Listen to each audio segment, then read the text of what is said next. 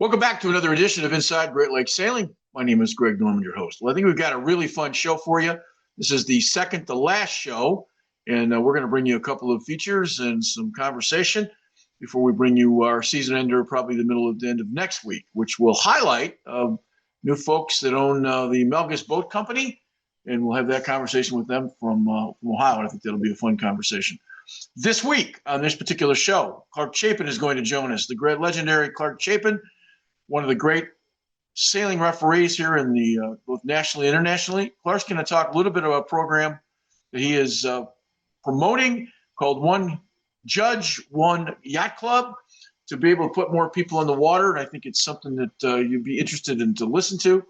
And I think you're going to really enjoy Clark's rendition of what looks like a drunken Ed Sullivan. For those of you remember Ed Sullivan, I think it'll be kind of fun to watch.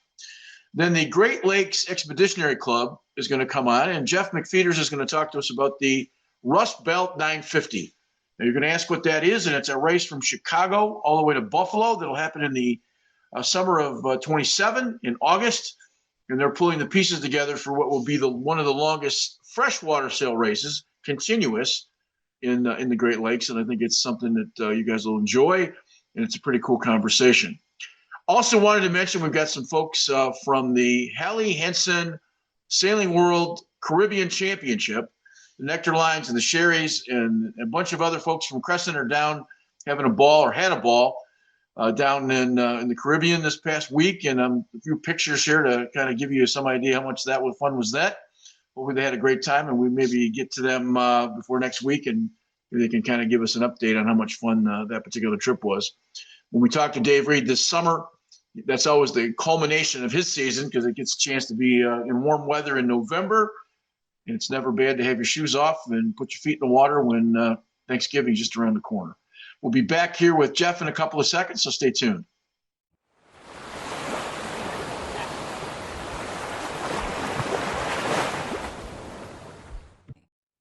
Welcome back. We have a special treat today. We're going to have a conversation about a race that's going to happen in 27. About 950-mile race from basically Lake Michigan all the way to Buffalo. So from Chicago to Sheboygan all the way back to Buffalo. We're talking with Jeff McPheeters. And Jeff, you are the originator of what is the Rust Belt 950. Am I got that right? Yeah, that's correct. Okay. Explain to me what the Rust Belt 950 is. And I want to be really clear. This is a air promoted process. You can have, you can row, you can sail. There's a variety of ways, but you can't motor any part of the race. And just give us the logistics, and then we'll get into the specifics. Yeah, so the Rust Belt 950 is a roughly 950-mile race between Chicago and Buffalo, New York. We chose that route because it's the longest route you can go on the Great Lakes without going through Settalaca dams. No Sault Ste. Marie and no Welland Canal if you want to go theoretically nonstop. It's highly inspired by the Race to Alaska, which is from Port Townsend up to Ketchikan, Alaska, about 750 miles. So similar length, similar concept where most people's primary mode of propulsion is going to be wind power, sail power.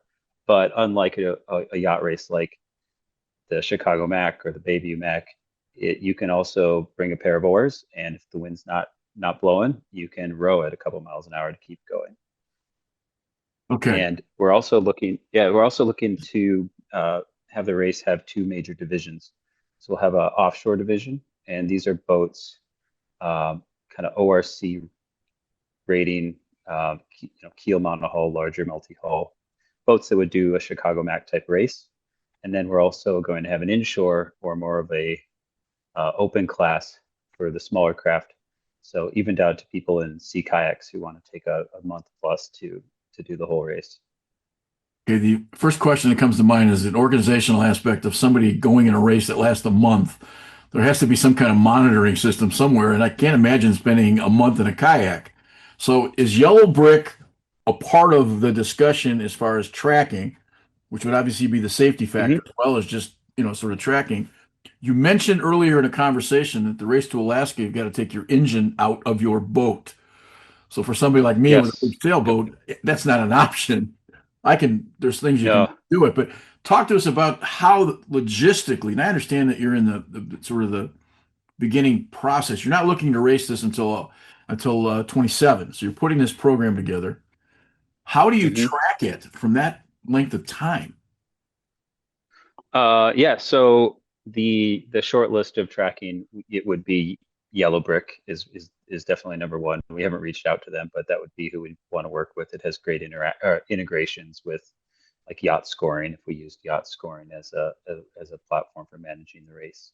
Um, there's other trackers that aren't quite as nautical focused, like Spot Tracker, but probably Yellow Brick would be our number one way for tracking. Um, and we're also going to probably require, on top of VHF radios, people have things like Garmin InReach, which satellite has a satellite connection for text messaging. So when people don't have cell phone service, they can use the Garmin InReach as well.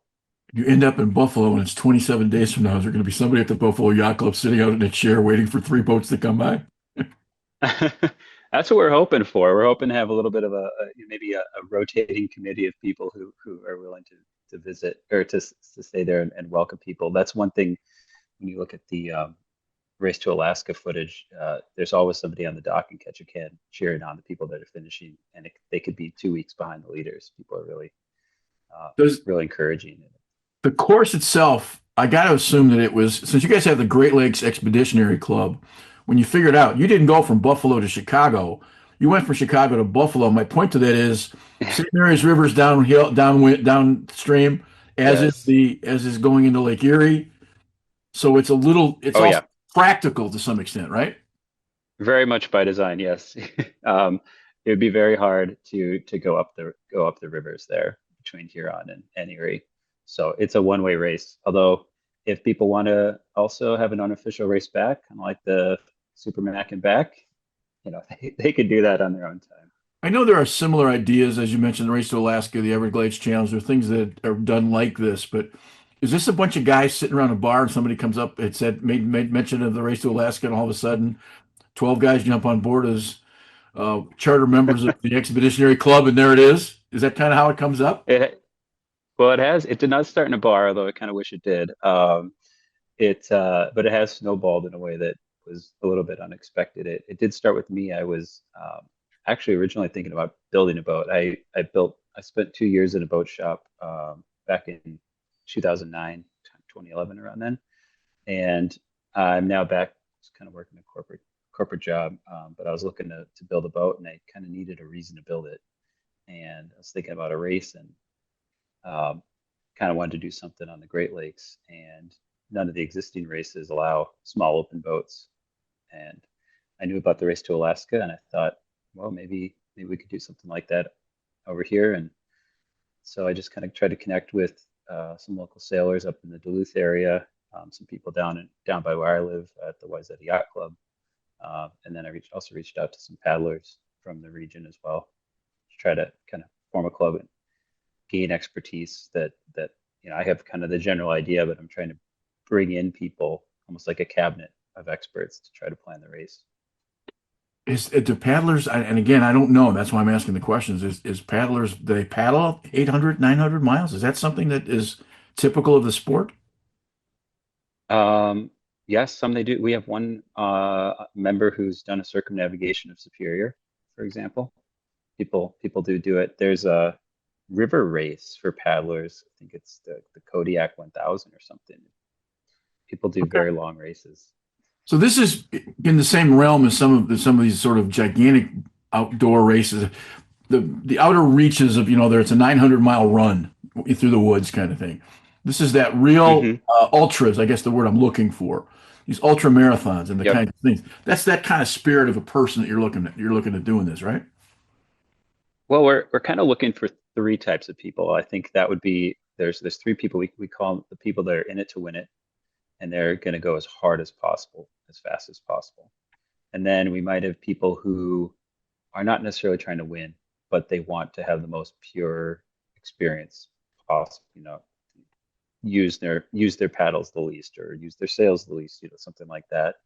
But then there's also a third group of people who just want to have an adventure and they can kind of make their own time. We aren't kind of like the race to Alaska. We're not planning on being strict about landfall. So if you as a crew want to just stop in to Frankfort, Michigan, and get a cheeseburger, you can go do that. It's gonna slow you down, but you can go do that. So you don't have to be a diehard ultra marathon to do it. You can actually just be uh, somebody who wants a good adventure or some amazing memories with your crew. Um, but you're gonna still have to be an experienced sailor or paddler. It's definitely not a race for people who are new to the sport. Can Walter Mitty reside in a world that safety is also a major concern? Um, yeah, safety is definitely a concern.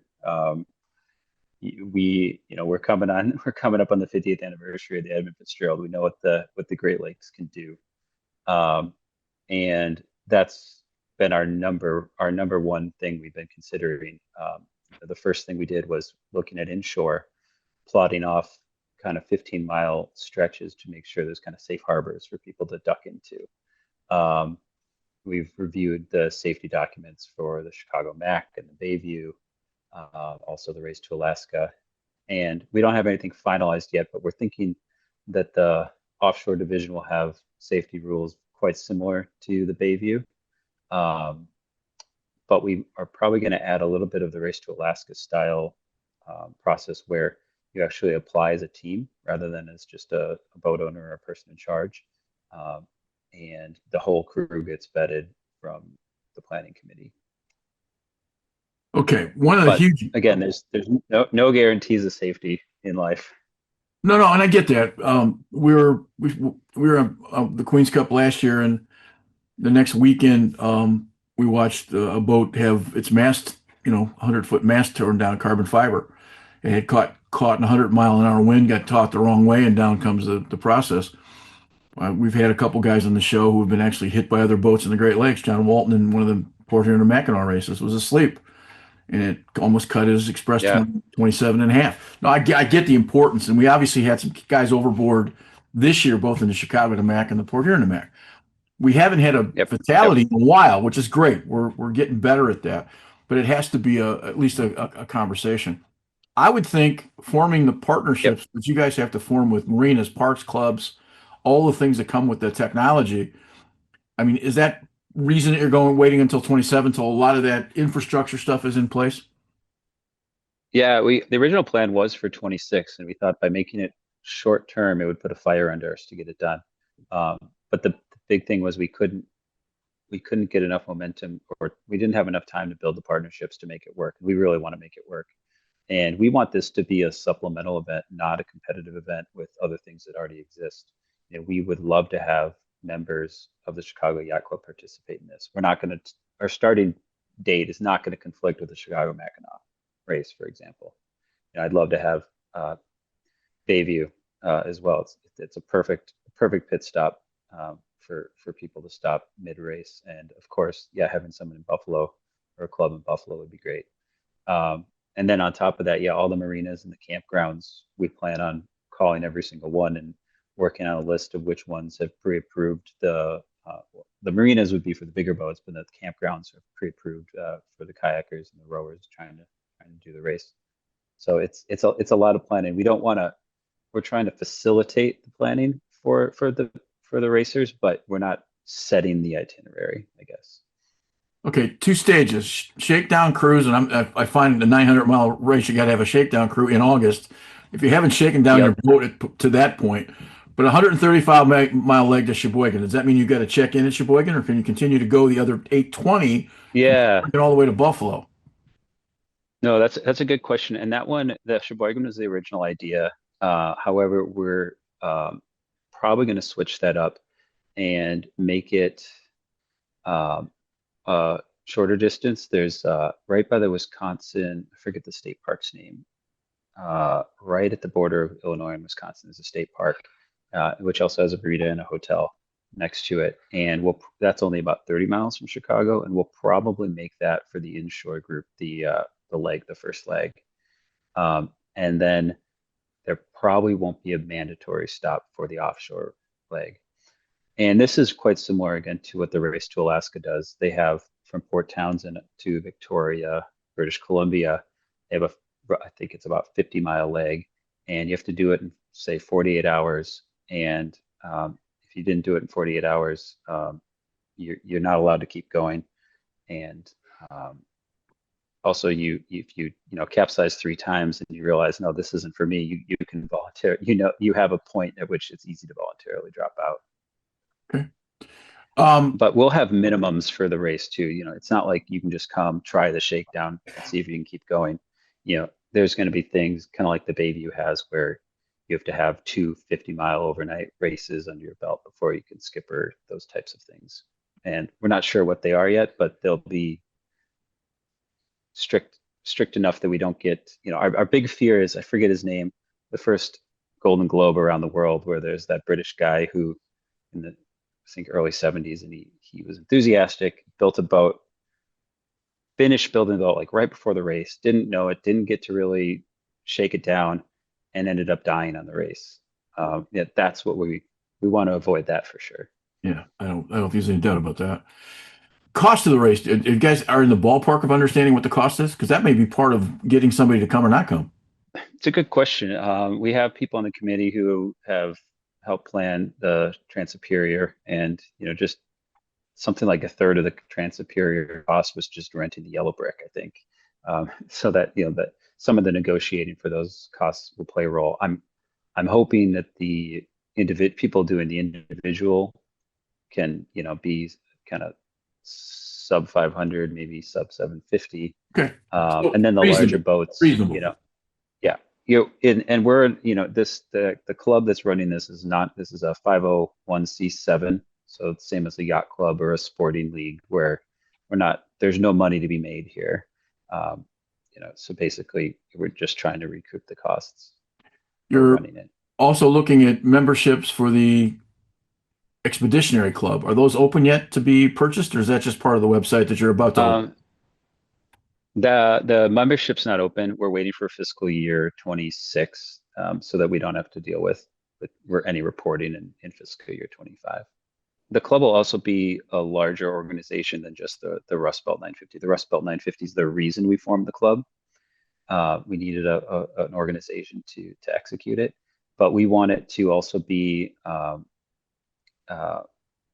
we want to host a series of what we call raids, which they have these over in Europe and Scotland and France, where kind of weekend 1 to 3 nights in small boats, where you go island hopping in, say, the Apostle Islands, Door County, Drummond Island.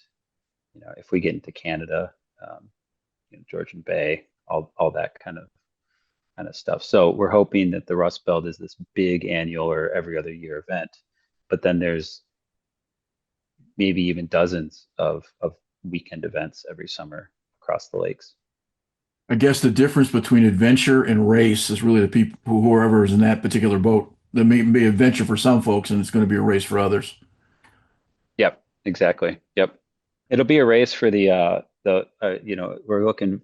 trying to encourage foiling Imoca's 60s or something to come join, and it'll be a race for them. There's an interesting discussion right now in sail racing and television, and that television is pushing, certainly from the Olympics in the last couple of years, they're pushing Sail GP, they're pushing the America's Cup to be foiling boats, they're certainly pushing the smaller boats for the Olympics coming up in 28, because flat boats are boring to television audiences, and we know that because of the numbers. But yet, whaling boats are expensive, and flat boats are already bought. So you're going to see in the next 12 months, 18 months, is going to be a really interesting international discussion. There's some things going on with ILCAs. It's going to be a really interesting discussion about where we're going from a television perspective, which fuels the opportunity for advertising, which makes races bigger. There's some suggestions, even America's Cup, they don't do some things, may not even be an America's Cup anymore. So sailing's in a really interesting position, and you're coming in with a race that really is cool. Do you see this as a sort of an out there guy who pushes the limits, or is it more of a bucket list kind of a race? Maybe you do it once and don't do it again. Yeah. Oh, I mean, I'd put it a little bit more on the bucket list, but I'm hoping that there's people that maybe do it 2 or 3 times. There's people that do the Mackinac races every year. This is a significantly larger time commitment, but maybe they could do it every 3 or 4 years. How many boats do you need to have this to actually make it work? Because we've seen other races So with less boats that don't work. yeah, so the first race we definitely don't want a huge fleet. Probably under 25 boats in each division. Um, Okay. and that's just to get all the wrinkles ironed out.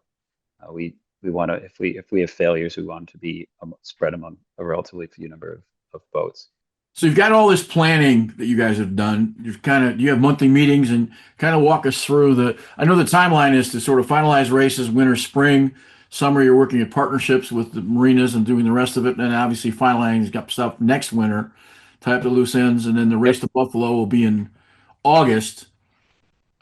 It's just a lot of work, I would think, to put all the logistical parts together in this thing. That's the biggest problem. It it is a lot of work, and it's we don't know the amount of work it takes, so it's very hard to plan. So that's why Sure. having the extra year is quite helpful. But yeah, we hope to be having people start applying next winter, and for a summer race. I don't normally race, but this is one of those bucket list kind of things that I would say to three or four of my friends, hey, we've got this thing coming at 27 because we're all in our early 70s. We ought to take a shot at this. It would be kind of fun. Sail over to Chicago, take however long we need to take, and then follow it back to Buffalo, take 3 weeks off. When I heard this in my ears from Keith, Keith Stauber, who was a part of the show sometimes. Keith is the PHRF guy for the Great Lakes. That's why I had to talk to you because this just sounds like a really cool idea. Thanks. Yeah, yeah. No, you're definitely one of the examples of a crew we'd like to have. Some people that have been sailing around the Great Lakes and looking for a new adventure and don't want to have to go to, I can't even say it, Svolvard, Norway, Right. to go have their great adventure. Just do it in their backyard and um, with the relative safety of having shore generally within 50 miles.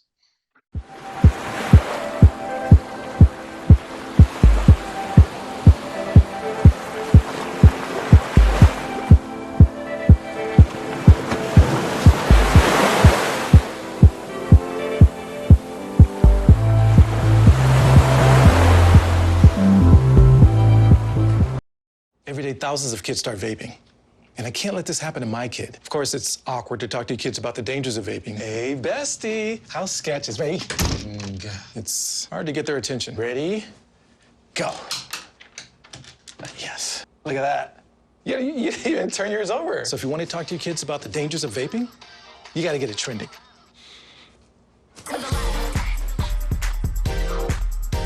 No, you're doing it wrong.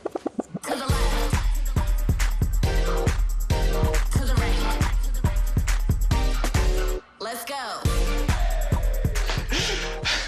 Can we talk? Yeah, what's up? Visit talkaboutvaping.org for tips on when and how to have the vape talk. Welcome back. We're getting a chance to spend some time talking with the great Clark Chapin. And Clark is one of the best judges in U.S. sailing and knows more about sailing than probably any 15 people you'll ever want to meet. And Clark has a premise, and I think it's a really cool one. And it's one judge, if not more, per club. And I know you're going to point it out. It's not exactly the same. But Clark, explain what your paradigm is and what your thought process is about getting more judges and more folks involved in the officiating of sailing. Well, sure. I wrote this article. Every club needs a judge, and because in my experience last year and the last couple of years, I get asked to judge events at a number of different clubs, and some in the Detroit area, some further afield in the Midwest, and the one of the common denominators is, well, we need a judge for this event, but we don't have any judges here. And in my mind, there are very useful reasons why every club should have a judge, even for, like, a lot of clubs, they'll do their club racing and internal, and maybe once or twice a year they'll have a regatta where they'll get people from outside to come in.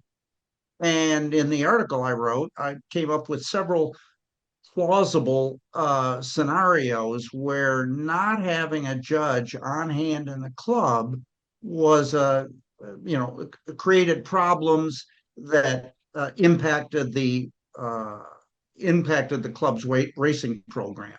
And I also capitalized on the fact that uh, a lot of clubs, most clubs have a newsletter, and the newsletter editors are always looking for content.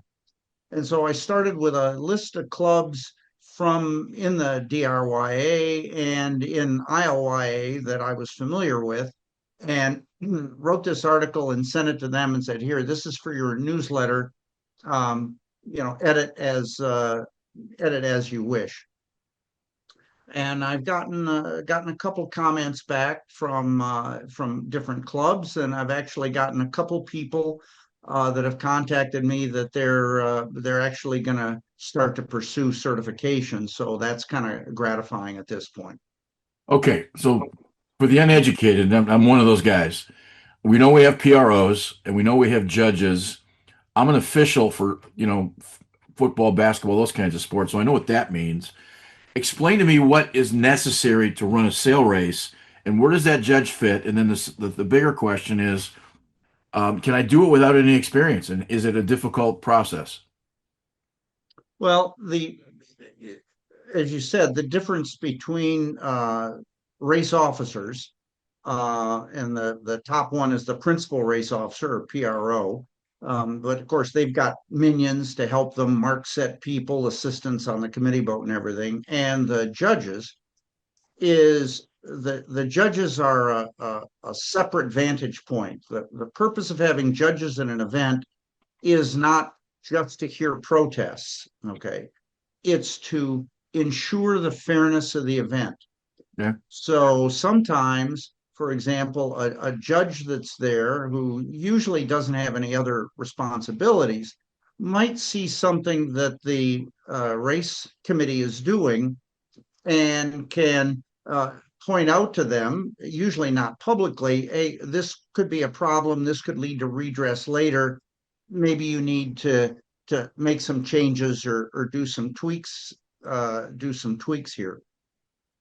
And that's in addition, and a lot of that also involves beforehand reviewing the sailing instructions, usually with the race committee, as a separate set of eyes and questions. Particularly if you're coming from outside the venue, you can ask general questions, and then also, midway through this year, as an example, the rules committee kind of decided that, oops, there was a mistake in the 2025 to 2028 rules. And they sent out notices to a bunch of people, but particularly to all the judges, that said, there's a problem and we're working on a worldwide fix, but in the interim, your sailing instructions should include this clause here, because if you don't have it and one boat sees an infringement of another boat and protests, that they weren't involved in, but sees an infringement, like sees another boat touch a mark, for example, the way the rule was written, that was an invalid protest. And the patchwork in the sailing instructions meant that that protest would be valid and the protest committee could hear it. Okay. I'm assuming that you wrote the article because we're lacking judges. And so if if that paradigm is true, and I'm sitting at home and I'm a beer can racer at my club, and I want to get involved in this idea because, again, we have a lack of bodies, how do I start? Well, the way to do that, first, become a U.S. sailing member.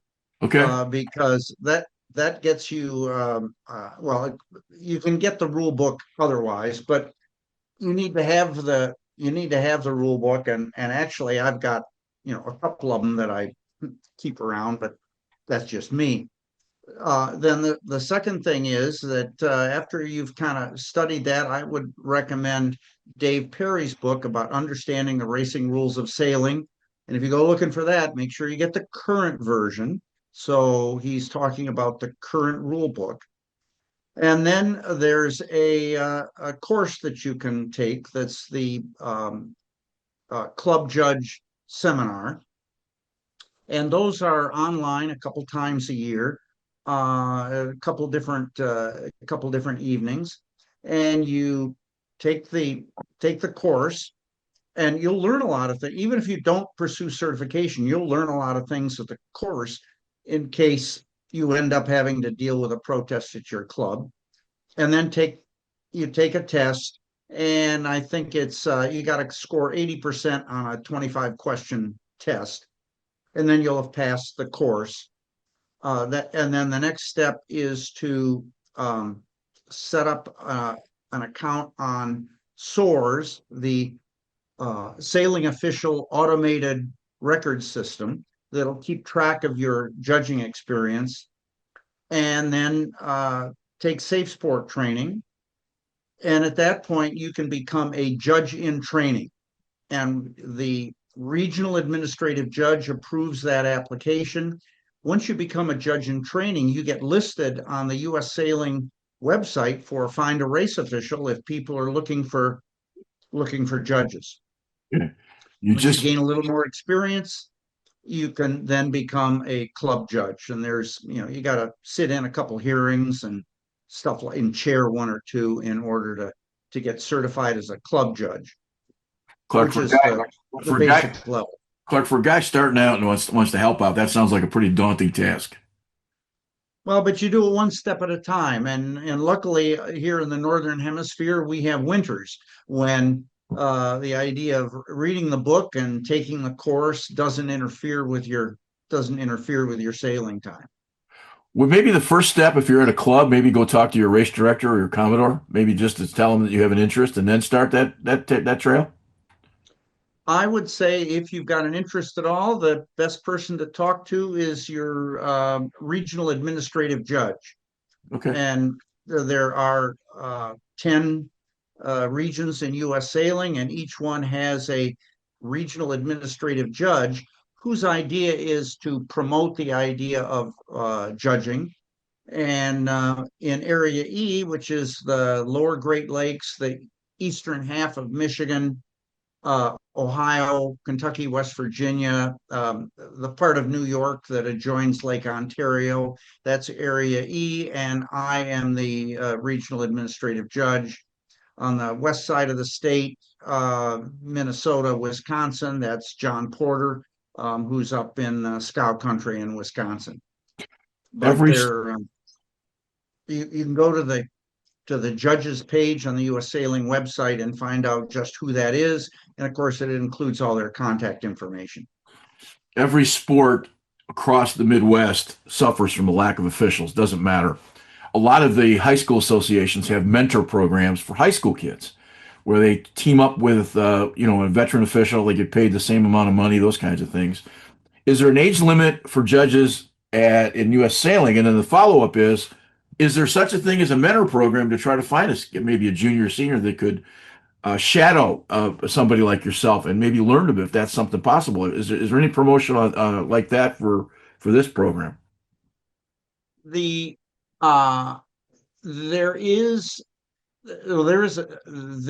There's funding to help people pay for the training. I don't know that we've got anything. That's probably a good idea for the judges committee. But in general, you don't have to be a certified judge or a judge in training to gain the experience, to start gaining the experience. I'm often go to places where they don't have any other certified officials on the premises. But I'll say, well, who do you recommend? Who's kind of interested in the rules? And they'll sit in on the hearing, and I'll usually contact them a bit, beforehand, so they know what they're doing. And also when you start out, it's my practice, even though I'm a national judge, if there are people of lesser certification on the panel, judges in training or people that haven't started the process yet, particularly judges in training that have at least had the seminar, I'll have them chair the hearing. And I'm also on the panel, so I'm not going to let them get too far off in the weeds. Okay. But the point is, they gain the experience. It doesn't help me to get another check the box that I chaired another hearing. It helps them way more. Well, that's the whole point of mentoring, though, isn't it? That's the whole point of mentoring. I mean, that's. But we don't have any formal programs, but I think that's that's kind of a good idea. You've been a judge a long time, and has the problem with lack of judges been something that's a sport problem since the last 40 or 50 years? Is it something interested now? We have to sort of take. Where are we in terms of the numbers, or has this always been a sort of an Achilles heel for sail racing? Well, let me go back to some of the program history. It used to be that we didn't have any sort of certification program. They had members of a protest committee were often called judges. But quite frankly, what happened is, oh, those three guys that are sitting at the bar, let's get them. Okay. And that often didn't lead to the best. Oh, he's been sailing for a while and he knows the rule, or he thinks he knows the rules.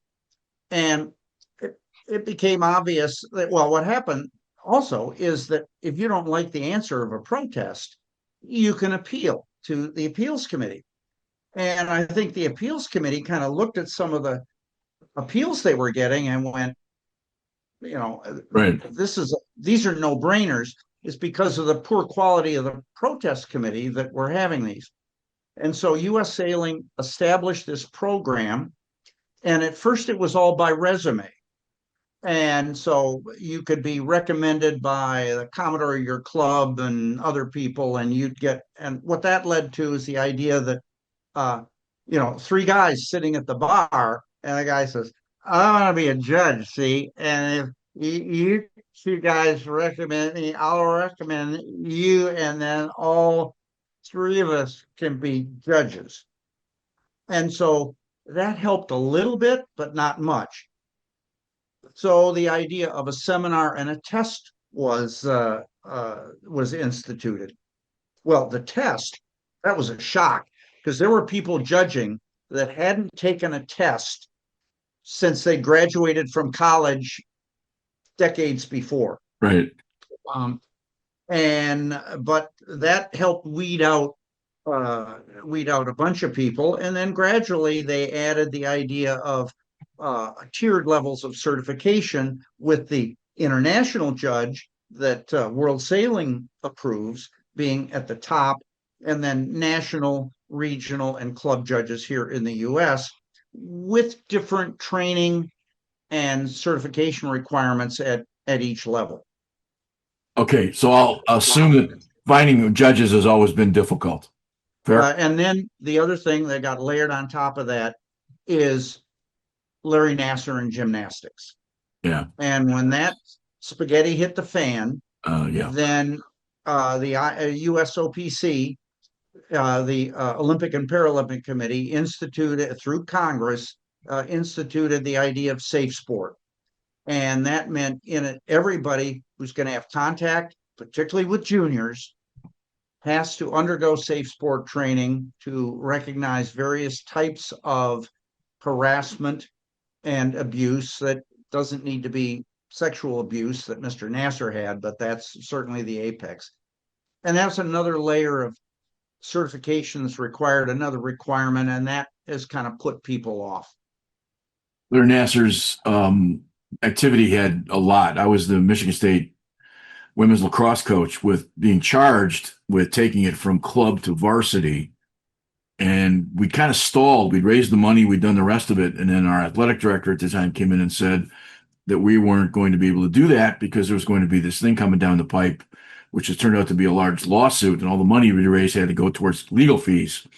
And there's still a club program at Michigan State, and it's an unfortunate deal. I have to point out something. When you were doing your impression there at the bar, it sounded like obviously a drunk, but also it reminded me, it sounded a little bit like Ed Sullivan with Alzheimer's.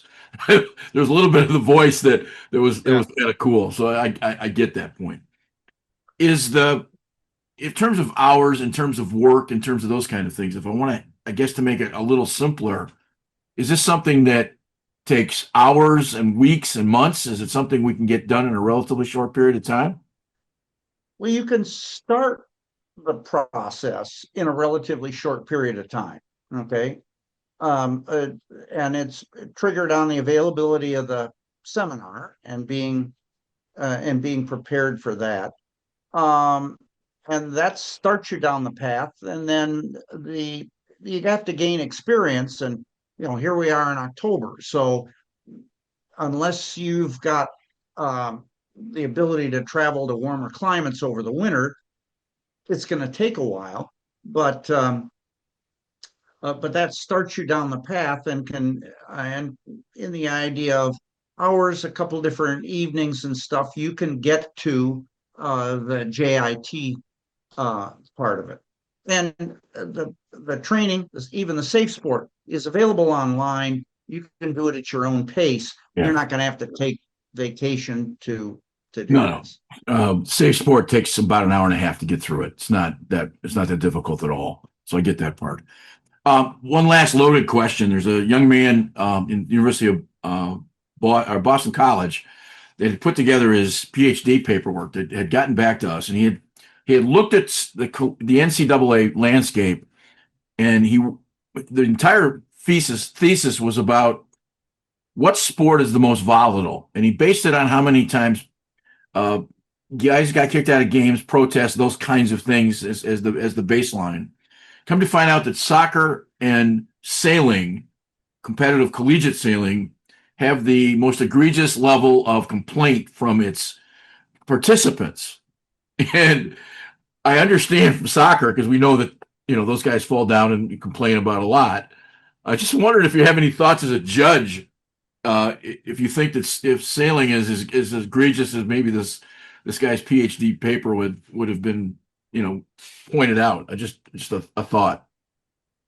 Well, there are two things about that. One of the things, and actually, judging at collegiate and school events is a great way to gain experience. Although, for the absolutely uninitiated, it could be like drinking out of a fire hose. Okay. Because you've got 6 or 7 teams each. Each school's got an A team and a B team. They're rotating through boats. The races are 20 minutes. But the key thing is that the judge, in most cases, judges are on the water and having to adjudicate things pretty quickly, particularly because a lot of college racing is team racing. And you need on the water umpires, at least 2 different boats to do that. And it is that can be very intimidating to first timers, but it's a way to get a lot of experience in a hurry, even for fleet racing. If you're hearing protests on shore, because there's so many races, the races are so tight, people are so competitive, and the hearings tend to be quick. Everybody's standing up, and it's like night court. And so I can see why that's true, because everybody's, particularly at the Stoke, everybody's crowded together, and at the mark roundings, everybody's coming together at the mark roundings, particularly the first mark where there's not much separation of the fleet. And as you might imagine, if you've got a 15 to 20 minute race, people don't get separated. They stay together. Yeah. Okay. Well, listen, I appreciate your time. Let's hope people will pick up on one club, one judge, and to kind of maybe make some Every club needs a judge. Yep. Make some T-shirts out of it and start some kind of a campaign. So, Clark, I appreciate your time, and have a great winter. You bet. I'm working on it already. My calendar's already filling up for next year. So.